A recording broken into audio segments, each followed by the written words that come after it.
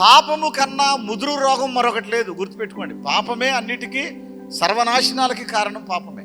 ఆర్థిక నాశనమైన, సమాధాన నాశనమైన, సంపద నాశనమైన, సంతాన నాశనమైన, జననాశనమైన, ధననాశనమైన, ఏ నాశనమైనా ఎక్కడ జరుగుతుందనంటే పాపం వల్లనే జరుగుద్ది. ఈ పాపాన్ని ఎవ్వరు తొలగించలేరు కూడా. మరి ఎవరు తొలగించగలరు? నిజదేవుడు తొలగించగలరు. ఇప్పుడు చాలా మంది తెలియక అనుకుంటారు, ఎవరు కనపడితే వాళ్ళే దేవుడు. ఆయన నాకు ఏదైనా కాస్త అంత మంచి మేలు చేశాడు అనుకో, బాబు నువ్వు దేవుడు లాంటి వాడు భయ, నాకు నువ్వే దేవుడు అంటారు. బాగా ఎండలో వెళుతూ ఉన్నప్పుడు చెట్టు కనపడింది, ఆ చెట్టు ఎండ ఉంటే అమ్మో దేవుడు అంటే ఇదే, ఇంక వేరే ఏం కాదు దేవుడు అంటారు. కాదు, దేవుడు అంటే నీ కష్టకాలంలో నీకు పరిస్థితులను అనుకూలపరిచేవాడు దేవుడు. ఇక్కడ మనుషులు మోసపోతుంది ఎక్కడనంటే, వారి కష్టకాలంలో వారికి అనుకూలతలోకి ఏదన్నా ఉపయోగపడితే అది దేవుడు అంటున్నారు. అక్కడే మనిషి గుడితనం అయిపోతుంది ఆత్మీయ జీవితంలో. యేసు ప్రభువు నీ కోసం అన్నింటినీ అనుకూలపరిచిన వాడు. పగటి వేళ అని నువ్వు చెప్పుకునే ఈ సూర్యుడిని దేవుడు నీకు అనుకూలపరిచాడు. సూర్యుడు దేవుడు కాదు, నీ క్షేమం కోసం దేవుడు ఆ సూర్యుడిని పెట్టాడు. నీవు తిని బ్రతకడానికి భూమిని పెట్టాడు. ఆ భూమిలో వచ్చే విత్తనాలు నీ కడుపు ఆహారం కోసం దేవుడు పెట్టాడు. అంతేగాని భూమి నీకు దేవుడు కాదు, ఈ భూమిని దేవుడు నీ కోసం పెట్టాడు. ఈ విలువైన విషయాలు ఎరుగక లోకములోని మనుషులు నిజమైన మారు మనసు లేకుండా ఏది కనబడితే అదే దేవుడు అనుకునే భ్రమల్లో బ్రతుకుతున్న వేళలో యేసు ప్రభు వారు ఈ మాట చెప్తున్నారు. ఇంతకాలం తెలుసో తెలియకో, అవివేకంతోనో అజ్ఞానంతోనో ఎవరైనా దేవుడే, ఏదైనా దేవుడే, ఏమండి మనిషే దేవుడండి, నాకు ఆయనే దేవుడండి నువ్వు అంటున్నావేమో. జాగ్రత్త, నీవు చనిపోయినట్లే నువ్వెవరైతే దేవుడు అంటున్నావో వాళ్ళు చనిపోతారు. అది చెట్టైనా చచ్చిపోద్దు కొంతకాలానికి, రాయైనా కరిగిపోద్దు కొంతకాలానికి, పొట్టైనా కరిగిపోద్దు కొంతకాలానికి, పామైనా చచ్చిపోద్దు కొంతకాలానికి, నీ ముందున్న మనిషి అయినా చచ్చిపోతాడు కొంతకాలానికి. చావు లేని వాడు మాత్రమే దేవుడు. చావుని ఏమాత్రమో లెక్కలోనికి తీసుకొని వాడే దేవుడు. చావుని జయించేవాడే దేవుడు. ఆ చావుని జయించిన వాళ్ళు ఈ సృష్టి మొత్తము మీద ఎవరైనా ఉన్నారు అంటే ఒక్క యేసు ప్రభు తప్ప మరెవ్వరూ కూడా మరణించి తిరిగి లేచిన దేవుడు లేనే లేడు. పరిశుద్ధాత్మ అభిషేక అంజూర పండుగ జరుగు స్థలముల వివరములు. రేపల్లెలో ఆగస్టు 8వ తేదీ శుక్రవారం ఉదయం 8 గంటల నుండి జరుగును. స్థలం Veeravalli Kotaiah function hall, Uppudi road, Bapatla జిల్లా, రేపల్లె. మిర్యాలగూడలో ఆగస్టు 9వ తేదీ శనివారం ఉదయం 8 గంటల నుండి జరుగును. స్థలం Miryalaguda function hall, Chennai shopping mall ఎదురుగా, సాగర్ రోడ్, తెలంగాణ.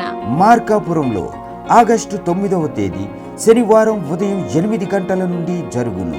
స్థలం శ్రీ గోళ్ల సత్యనారాయణ కళ్యాణ మండపం, ఫ్లైఓవర్ బ్రిడ్జి ఎదురుగా, railway station road, Rayavaram, Markapuram. అడ్డాడలో ఆగస్టు 10వ తేదీ ఆదివారం ఉదయం 9 గంటల నుండి జరుగును.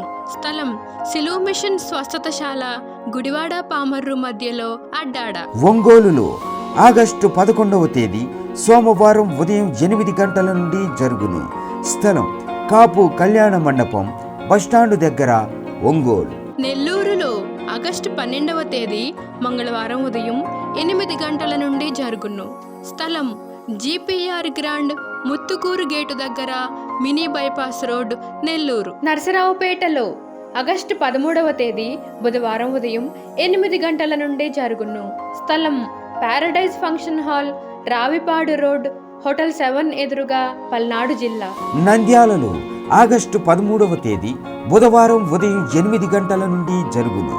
స్థలం JK function hall, Salim Nagar, municipal office దగ్గర, నంద్యాల. కర్నూలులో ఆగస్టు 14వ తేదీ గురువారం ఉదయం 8 గంటల నుండి జరుగును. స్థలం YMCA గ్రౌండ్, రాజ్ థియేటర్ ఎదురుగా, RS రోడ్, కర్నూలు. గుంటూరులో ఆగస్టు 17వ తేదీ ఆదివారం మధ్యాహ్నం 3 గంటల నుండి జరుగును. స్థలం LEM high school ground, lodge centre, Brodipet, Guntur. తాడేపల్లిగూడెంలో ఆగస్టు 18వ తేదీ సోమవారం ఉదయం 8 గంటల నుండి జరుగును. స్థలం Renuka function hall, flyover bridge ఎదురుగా, కొండయ్య చెరువు రోడ్, కడగట్ల, తాడేపల్లిగూడెం. వైజాగ్లో ఆగస్టు 19వ తేదీ మంగళవారం ఉదయం 8 గంటల నుండి జరుగును. స్థలం సుబ్బలక్ష్మి కళ్యాణ మండపం, శ్రీకన్యా థియేటర్ ఎదురుగా, రైల్వే న్యూ కాలనీ, విశాఖపట్నం. కాకినాడలో ఆగస్టు 20వ తేదీ బుధవారం ఉదయం 8 గంటల నుండి జరుగును. స్థలం కొండబాబు గారి కళ్యాణ మండపం, MSN చారిటీస్ ఎదురుగా, జగన్నాథపురం, కాకినాడ. మాచర్లలో ఆగస్టు 20వ తేదీ బుధవారం ఉదయం 8 గంటల నుండి జరుగును. స్థలం మానుకొండ కళ్యాణ మండపం, మున్సిపల్ ఆఫీస్ దగ్గర, మాచర్ల, పల్నాడు జిల్లా. పాలకొల్లులో ఆగస్టు 21వ తేదీ గురువారం ఉదయం 8 గంటల నుండి జరుగును. స్థలం కిరాణా మర్చెంట్ అసోసియేషన్ బిల్డింగ్, బస్టాండు వెనుక road, Srinivasa deluxe road, Palakollu. పెద్ద డోర్నాలలో ఆగస్టు 21వ తేదీ గురువారం ఉదయం 8 గంటల నుండి జరుగును. స్థలం కల్వరి స్వస్థతశాల, పోస్టాఫీస్ వెనుక, కర్నూలు రోడ్, పెద్ద డోర్నాల. వినుకొండలో ఆగస్టు 23వ తేదీ శనివారం ఉదయం 8 గంటల నుండి జరుగును. స్థలం గంగినేని గార్డెన్స్, నరసరావుపేట రోడ్, వినుకొండ, పల్నాడు జిల్లా.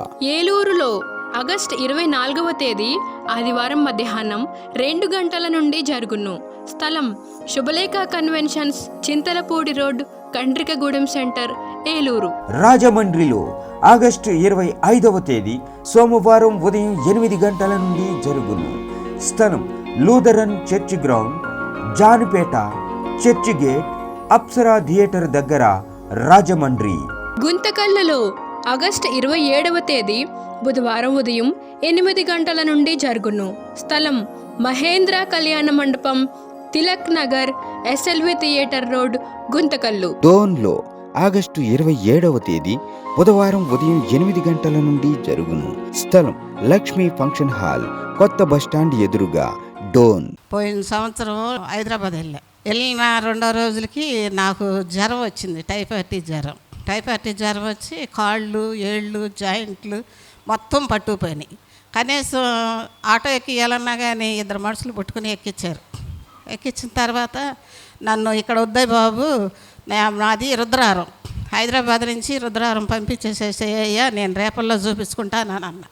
అంటే రేపల్లో 2-3 హాస్పిటల్ చూపితే ఎక్కడ తిరిగినా కానీ నాకు తగ్గపోతే అంజూరా పండగకి వెళ్ళి మరి నేను టీవీ స్పాన్సర్ చేస్తాను అని చెప్పి నేను మొక్కుకున్న తర్వాత నాకు తగ్గినాక నేను ఇప్పుడు వరకు 7వ నెల వరకు వచ్చాను. నేను 5వ నెలలో 3,000 రూపాయలు స్పాన్సర్ టీవీకి అందించాను. నాకు ఇంకా స్వస్థ కలిగింది. అందించిన తర్వాత అయ్యగారు మరి నాకు అంజూర పలహారం ఇచ్చాడు, మరి నాకు మంచి కలిగింది.